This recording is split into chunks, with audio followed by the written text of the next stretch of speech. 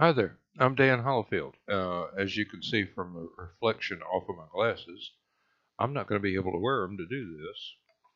I'm the senior editor and publisher of Aphelion Webzine and have been so for the past 20 years.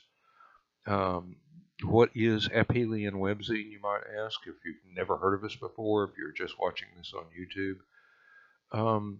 It's a free creative writing, science fiction, and fantasy easing.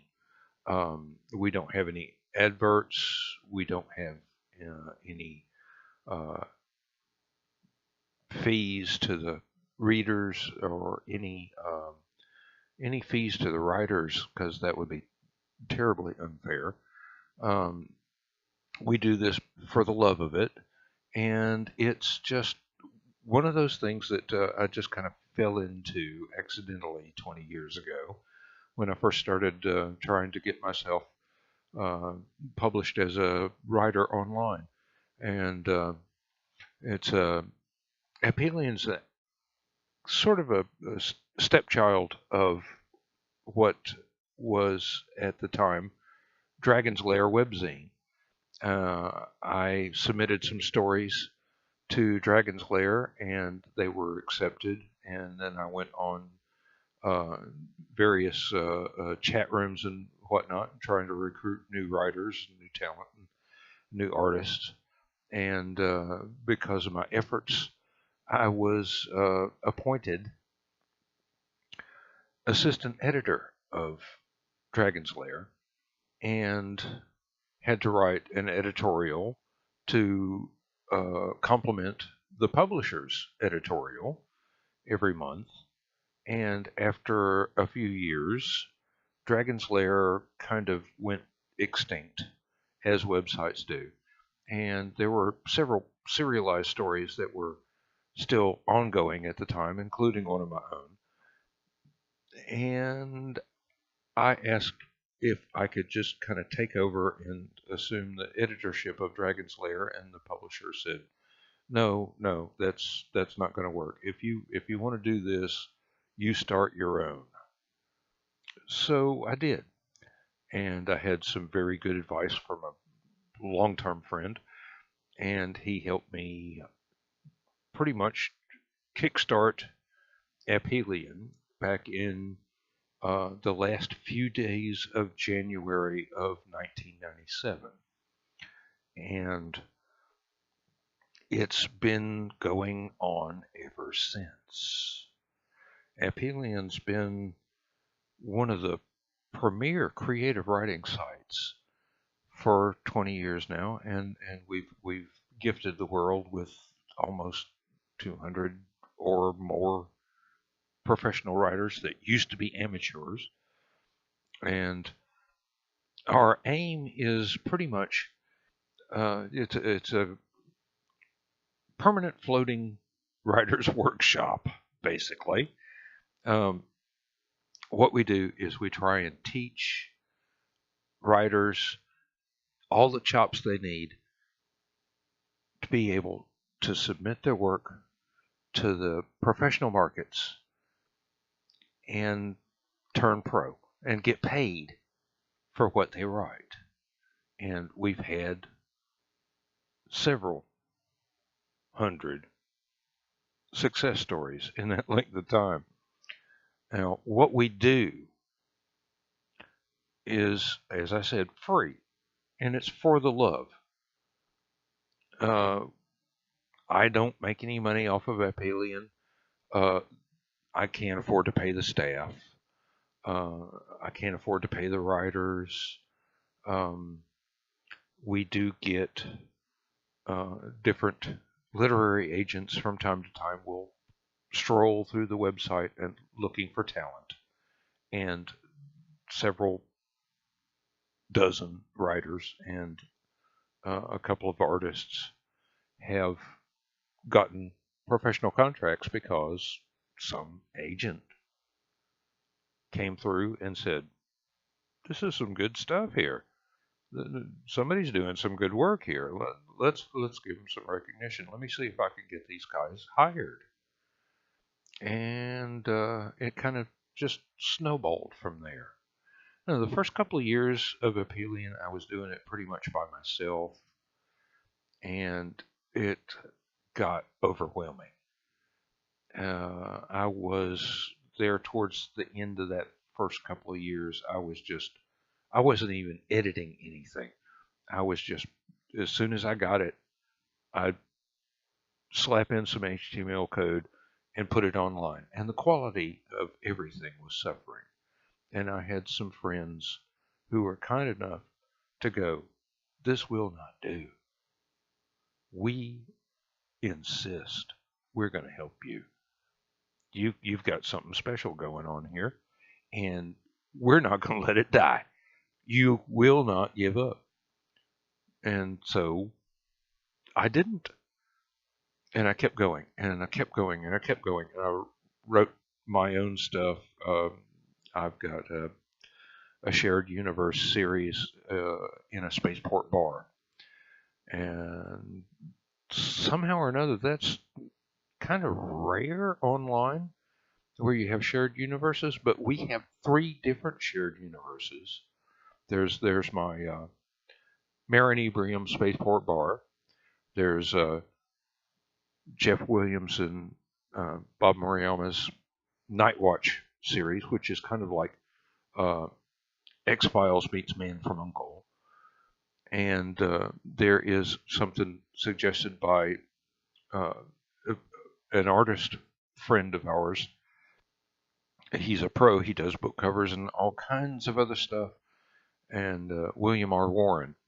And he suggested that there was going to be, at sometime in the near future, a hard science series dedicated to an exploration of Mars.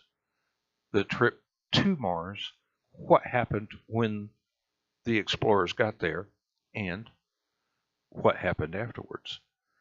And that's one of the really, one of the more challenging things to be able to write in that hard science mode, which I am personally not real good at. I'm more of a soft science kind of fellow.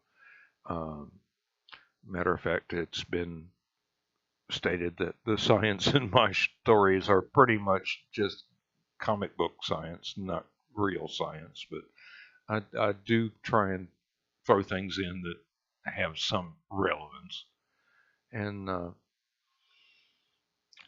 over the years, things continued to snowball. Now, my original staff, there's one member left of the first group that decided they were going to help me keep going. And our other staff members that have come and gone since then have run the gamut from a rocket scientist in Houston to a poet from Australia to a college English teacher from North Carolina, and on and on and on and on. People from all walks of life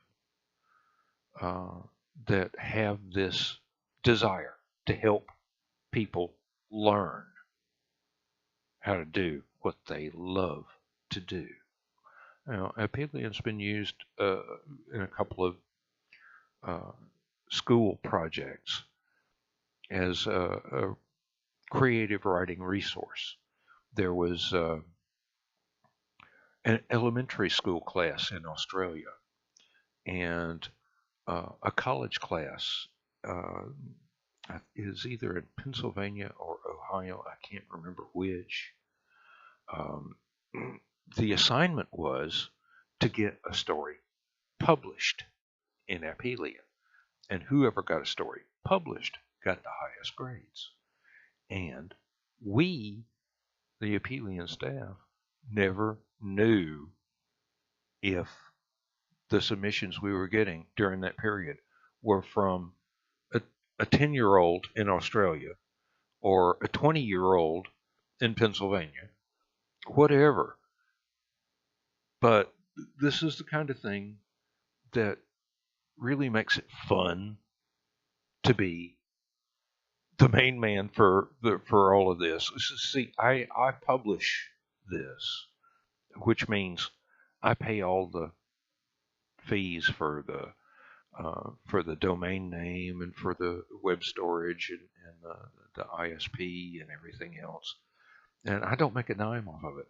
The only money I've ever made off of Aphelion was when I finally made a sale myself. Now, this is just one of those things that just thrills me to no end. To be able to have the resources to make other people's dreams come true while making my own dream come true. You know, I did finally manage to sell a collection of my Marinebrium short stories, the Spaceport Bar series, and it's online, available through Amazon and Barnes and Noble as uh, ebooks for Kindle and Nook. And if you really want to go there, you can get hardbacks and paperbacks. Um, One of our editors put together a collection of it was collection an anthology of flash fiction stories, stories of 1,000 words or less, and we did that as a print on demand through lulu.com, and that is still available as an ebook from Amazon, but unfortunately, it's no longer available as paperback or hardback from Lulu itself. You know, it's been a long, strange trip. I tell you, it's been a long, strange trip. And yes, I'm a Grateful Dead fan and a fan of many other things as well, musical and literary and artistic. Uh,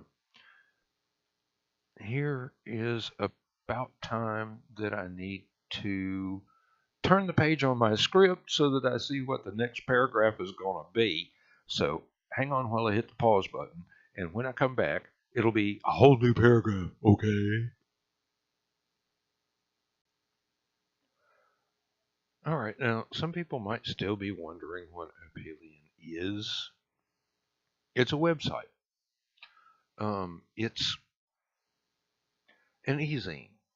It's just one of those things that's difficult to understand, but once you see it,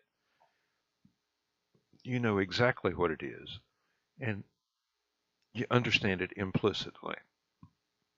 Um, 11 months out of the year, we put out a new issue. It has science fiction stories, it has fantasy stories, occasionally it has a horror story. Every month it has poetry. Some months it has feature articles that are nonfiction about just anything that the writer of that particular article is interested in. It could be a convention report, or it could be something fantastic about some convention that just happened, or it could be uh, stuff about the craft of writing, which is kind of like lesson plans. Now, why is it only 11 issues a year? It's because in December and January, we just do a combined double-sized issue.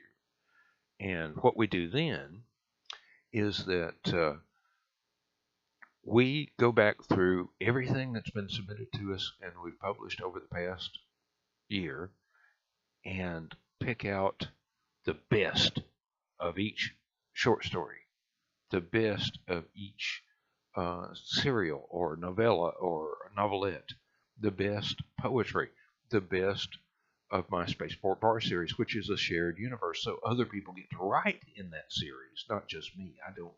I own it, and I edit it, but other people get to write, and that's one of the most wonderful things about the shared universe stuff. The best Nightwatch story, the best Aphelion project story, when those happen to be submitted. Now I've got to admit, Nightwatch has kind of slacked off a bit. Well, all the shared universe stories have kind of declined as the years went by because uh, we've been online so long, people forget we're here. Some of our graduates come back and go, "My God, are you guys still online? I thought you died years ago." And I'm going, "No, we're still here." But the joys of being this long lived is that we have this archive of stories that stretch back for 20 years. Now, figure we put out 10, 12 science fiction or fantasy or horror short stories every month, and 6 to 8 poems every month, and the occasional serialized story or novelette, novella, or just longer format story every month. So multiply that by 11 times 20, and you get like somewhere over 3,000 stories we've got in the archives, except for the ones that we've had to remove because the writers sold something and we had to take it off because we didn't want to mess up their copyright. So all of our writers, everybody, from somebody that's only got one flash fiction piece to somebody that's got half a dozen novellas or novels that we published first,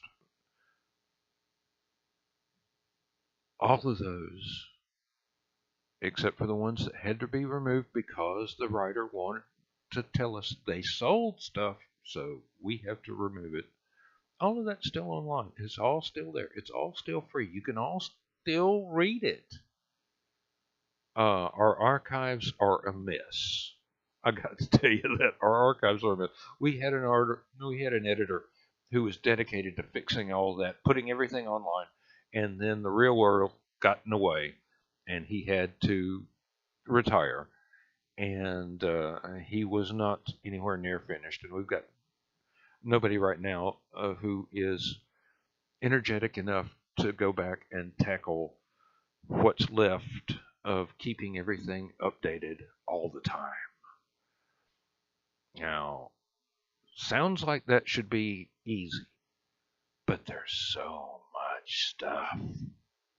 We we keep having to find new places to put the stuff because we've got so much stuff. Oh, but it's so much fun. It's so much fun.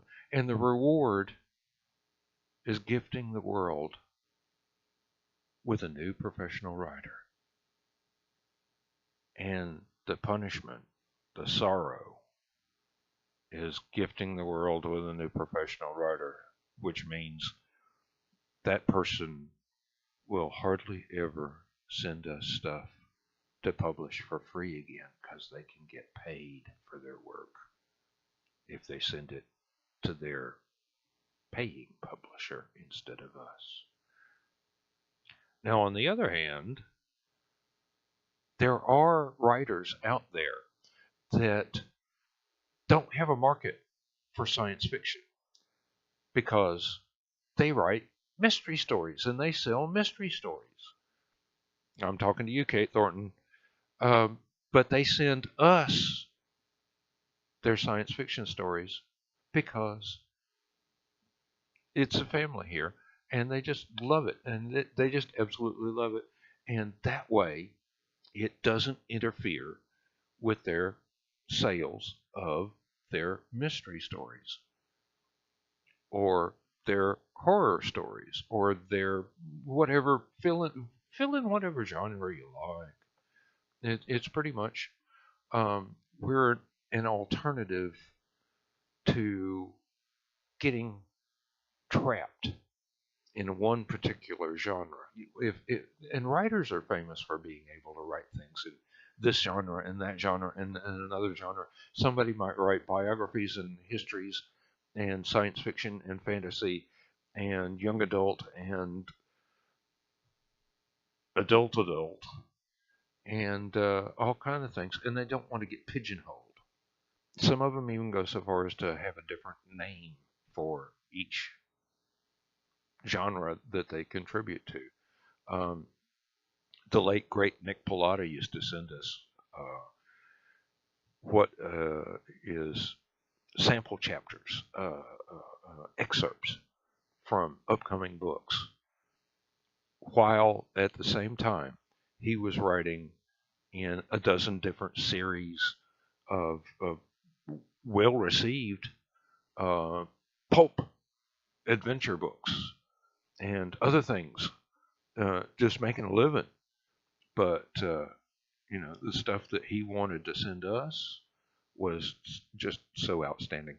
This month we have a novel excerpt from Stephanie Osborne, who's a personal friend of mine. I met at science fiction conventions, and she's also has become my writing mentor, trying to teach me the stuff that I'm trying to teach other people. And it's easier to learn from someone else than it is to learn it on your own, let me tell you. And Stephanie's a hard taskmaster. I really have to stay on target with this stuff. So um, she has sent us the, uh, I think it's chapter 3 of her latest novel, which is the beginning of an entirely new series, which is, how do I describe this? It's sort of like Men in Black Mission Impossible, um, with a, a heavy emphasis on the Men in Black, but it's really outstanding stuff, and it's I think the excerpt is in our features section. What you need to do, you just go in there and read that, and then you go over to Amazon or Barnes and Noble and you pick up a copy of the Kindle ebook or the Nook ebook and give it a good read. It took me uh, 16 hours from the time I opened the book to the time that I closed the book and went to Amazon to give her a review. I could not put it down. Uh, I could not put it down. I actually had to stop. I had to force myself to stop reading so that I could go to bed and get up on time to go to work tomorrow, because I do have a day job. Um, I've worked in a factory for the last 40 years, and that finances all of this stuff that I do. Aphelion, my artwork, uh, my music. No, oh yeah, music. I've got 3 albums out through CreateSpace. If you if you Google my name, you can find all this stuff that I do if you really care. Um, if you can buy it through Amazon, but then Amazon gets a cut off of the CD price from CreateSpace, and I wind up getting like $4. If you buy it through CreateSpace, I get $10.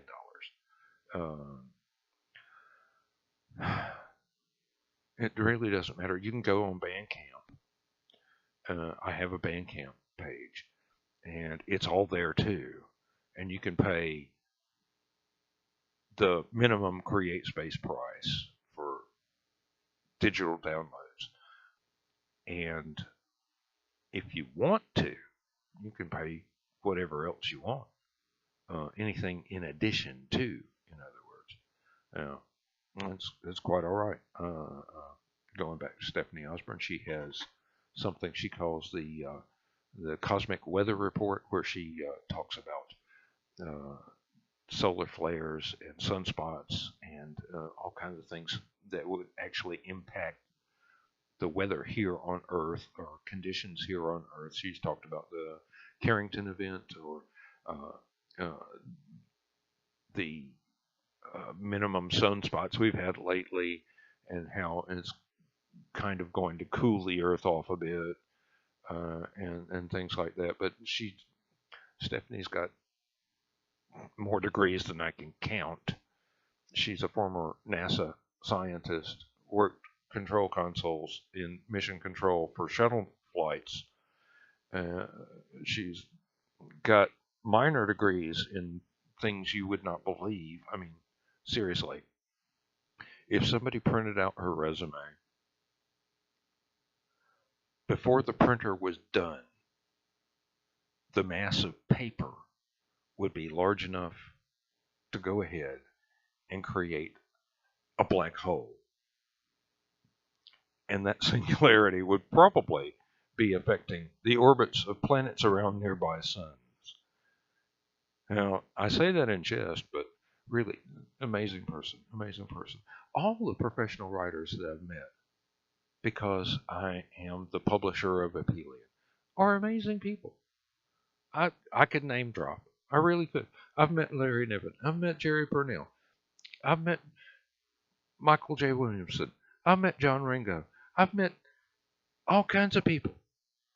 People whose names just you would not believe. You would not believe. I've carried on a conversation with Ben Bova in a men's room while we were at the sink washing our hands. It was fanboy stuff. Yeah, I was just complimenting on him on one series of his books that I really enjoyed. But that's the thing. You fall into this, and all of a sudden, you're not a celebrity, but you get to meet them. And I've been on writing panels at different conventions, and there was one a couple of years ago where I was sitting on a panel with a bunch of professional agents, authors, writers, publishers, and they were all talking about the craft of getting stuff ready to be published. And everybody was kind of looking at me going, well, why is this guy here? He's not saying nothing. And the moderator of the panel turned and looked at me and said, well, I'd really like to hear what Dan has to say about this. And I grinned and looked out in the audience. There were about 100 people out there. It was a large room. And I asked if anybody in the audience had ever submitted anything to Aphelion Webzine. Were there any Aphelion writers in the room? And 1/4 of those 100 people raised their hands. Now, this is just a random group at a random convention.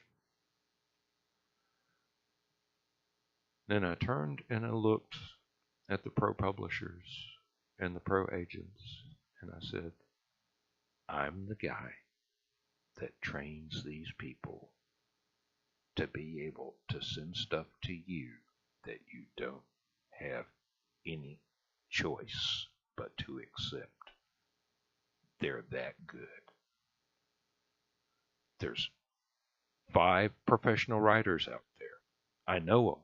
I know their names. I could introduce you. You know their names. You publish them. There's other people out there that you will get to know. But me, I run Aphelion. My staff teaches these folks. Some of them I get to encourage through my editorials when I write an editorial on the craft of writing.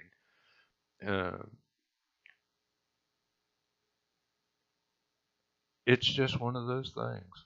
It's just one of those coincidences.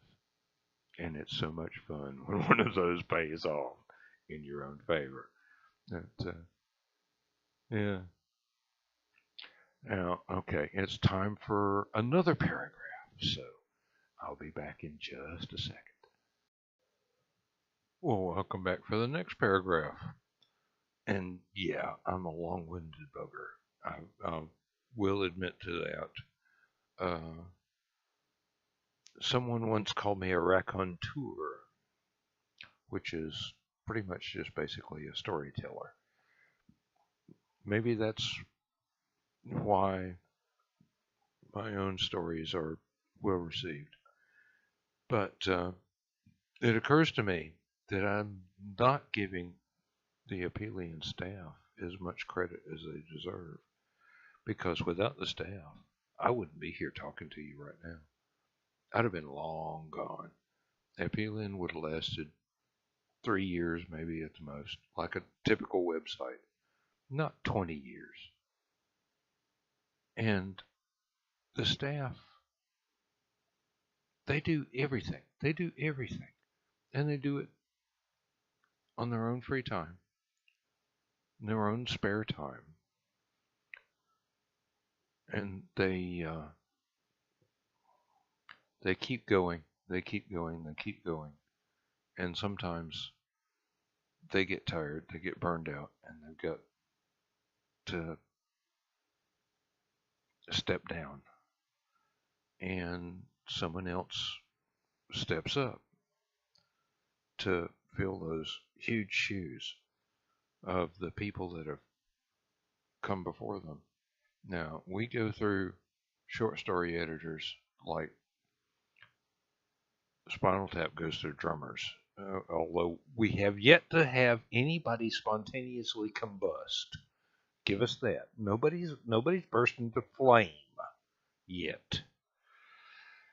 Oh, but really, the staff do all the work. They're the teachers. They're the teachers. I'm the headmaster of the school, or even more accurately, I'm the guy that pays the taxes on the school, and that's occasionally I teach a few things when I've learned something and want to pass it on. But the Aphelion staff is actually just the most fantastic bunch of folks. They're a family. They always have been from the very first. No matter who it has been, it's just been this absolutely beautiful relationship. All these people I can learn from. All these people that teach me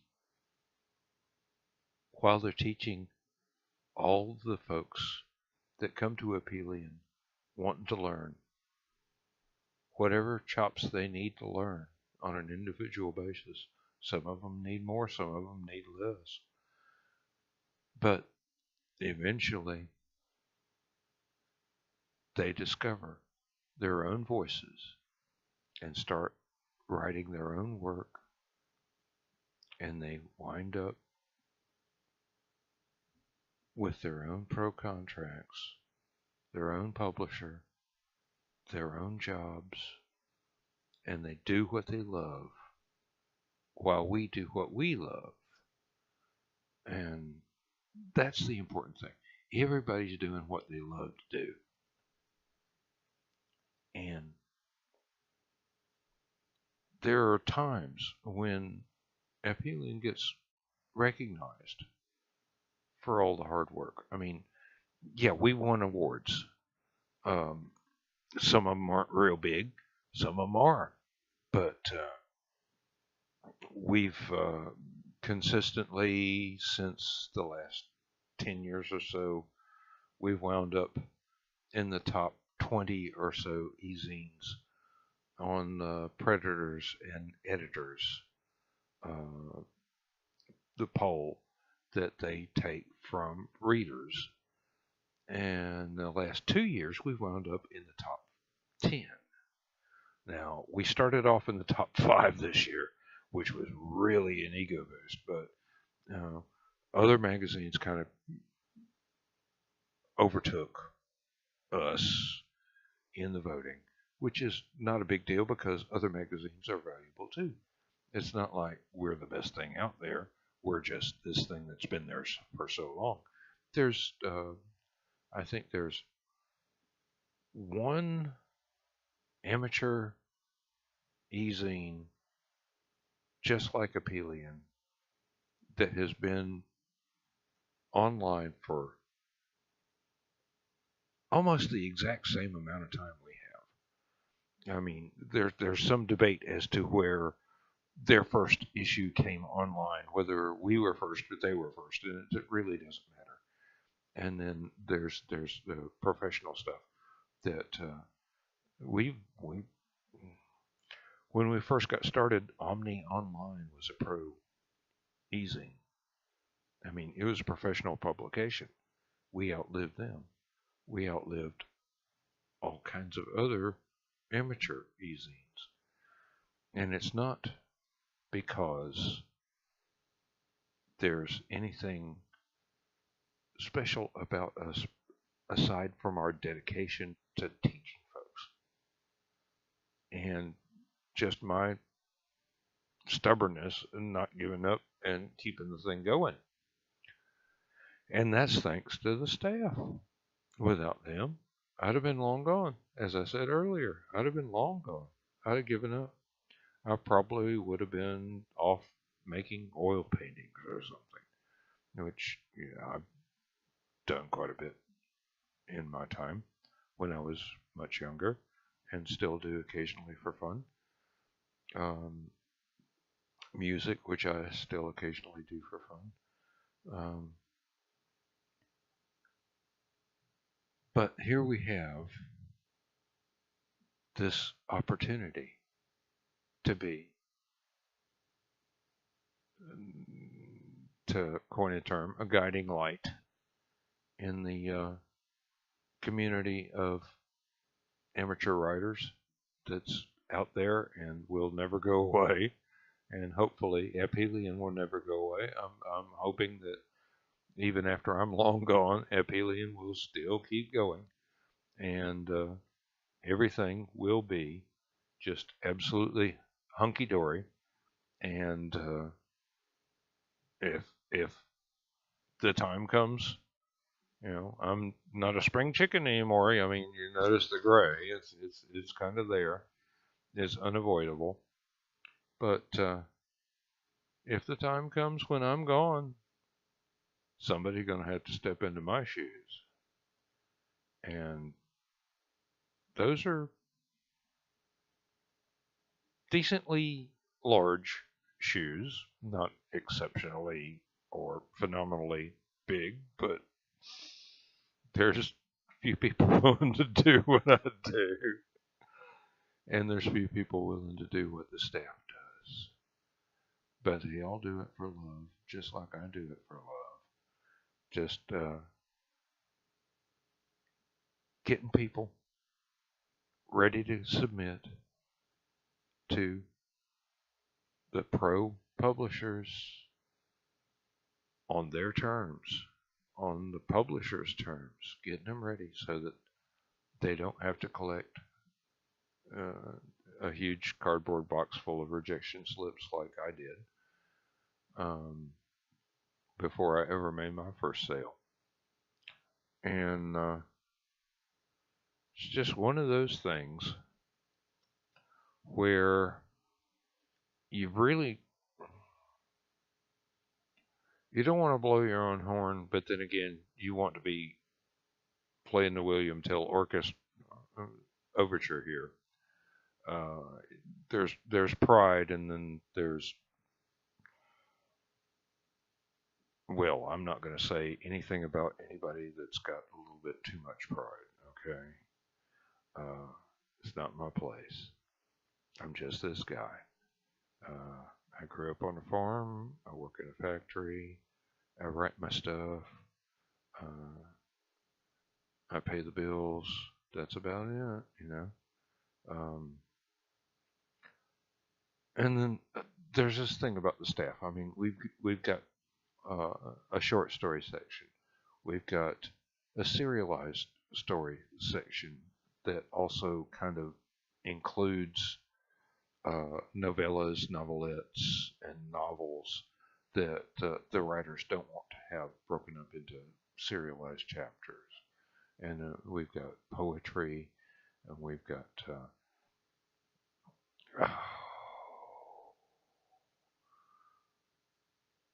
oh, we've got the all the features, of course. Excuse me. God, blanked out there for a second. Duh. Daniel, wake up. Uh, the features articles are not fiction most of the time. Some of them are.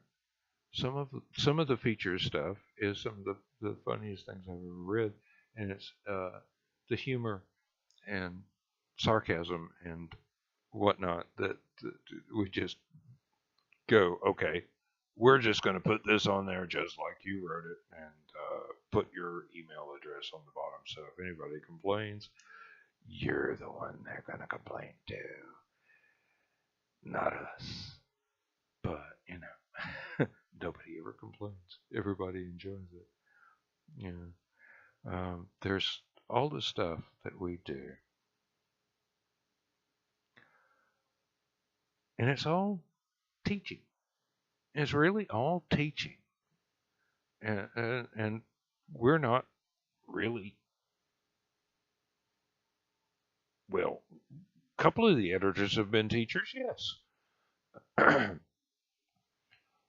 And they're some of the ones that have taught me the most.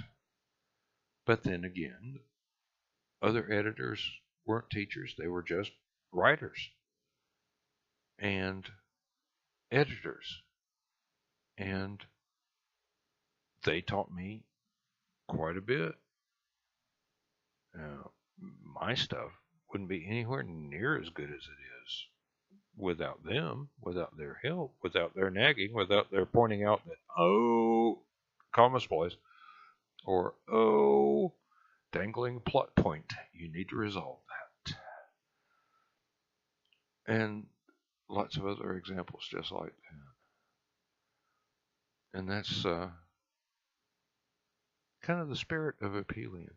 They can teach me. I'm not the brightest light bulb in the store.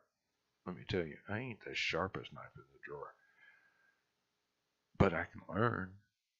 If you're willing to learn, then this might be the place for you.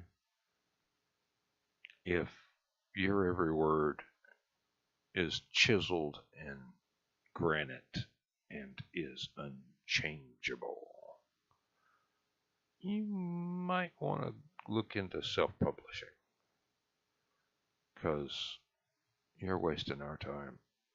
If you're not willing to learn, we can't teach you nothing. And that's sad. That's really sad, really. I mean, seriously. Somebody that knows it all and comes to a place to learn things and refuses to acknowledge that they don't know it all. It happens maybe once a year. I usually never find out about it because the editors look at it and go, you know, you need to rewrite this. And they say, no, I'm not going to rewrite anything. It's perfect the way it is. If you don't like it, there's something wrong with you. And then they go away. And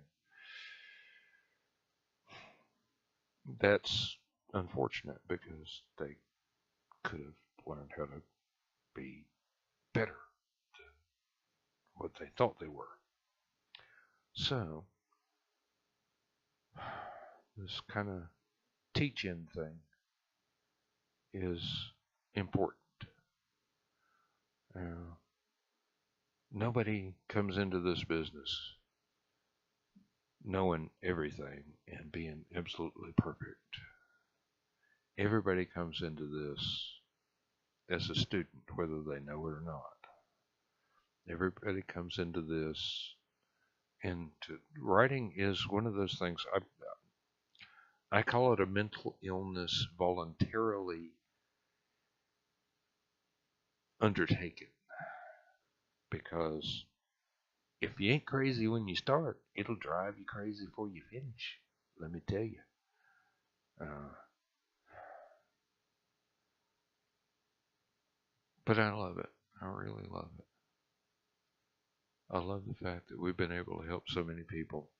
I love the fact that there's so many success stories. I love the fact that people keep coming back. I love the fact the readers know here's a place they can find something really good to read for free. And the writers know here's a place where I can polish my chops till I get that contract. And these things, there's not a monetary value that you could attach to it. I couldn't charge people for what we teach them. Not in good conscience, no. Um, and the editors, the staff, are this amazing bunch of folks. I mean, seriously, they are just absolutely breathtaking. They're absolutely without peer and without reproach. Let me tell you, this is the finest family online of writers that I have ever encountered before. Staff, contributors, readers, all of you are what made Aphelion what it is now. Not me. Not me. I just put it out there where you can find it. You became family. And one day, one fine day, I'm hoping to get to meet every single one of you. I know that'll never happen, but, it's a nice dream. So, why not live it? And now we've reached the point in my written editorials where I usually say something on the order of, I've been blathering along here long enough. It's about time I'll shut up and let y'all get to reading stuff. What you came here for, the important stuff, the stories, the poetry, the articles, anything but me. I'm just this guy.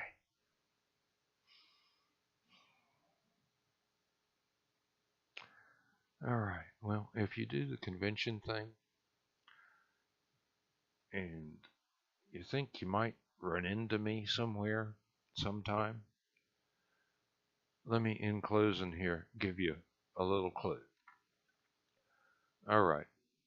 You see these? I can't walk around without them. And you see this?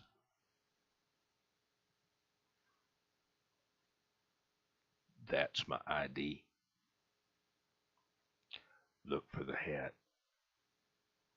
My head'll be under it.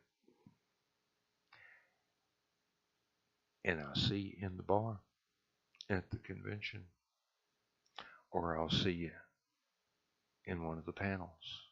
Or I'll see you in one of the hallways. Or I'll see you in one of the costume contests. But look for the hat. I'm there. Thank you very much for your time. Bless you.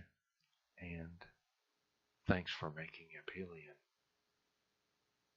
the success it's been and the success it will continue to be. I'm Dan Hollifield for Aphelion Webzine, and thank you very much.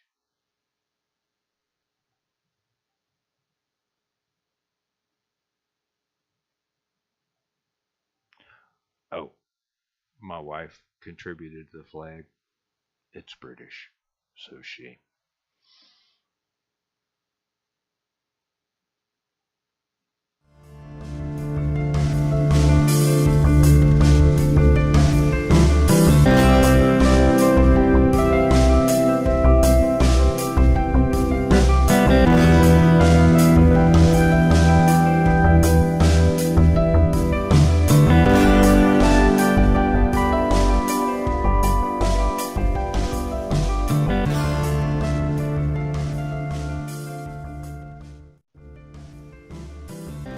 Y'all still here?